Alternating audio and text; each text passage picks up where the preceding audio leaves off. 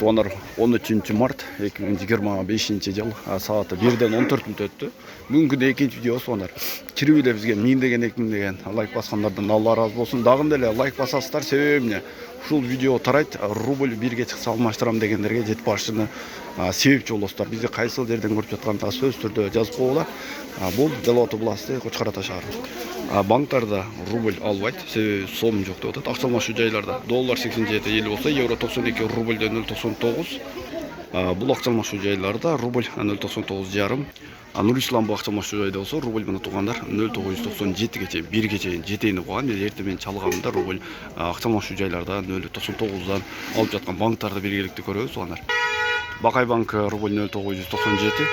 Эм банк болсо рубль 0.99. Так, бул жерде Доскоредо банк рубль 0.99,5. Капитал банктагы рубльдө 0.99,5.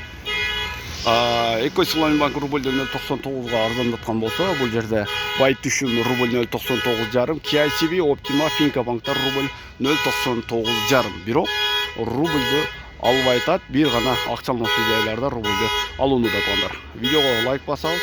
Жакшы комментарий, подписчика болуңуздар, каналга өтүп койсоңуздар. Кызматта Эдил Мырзакулов.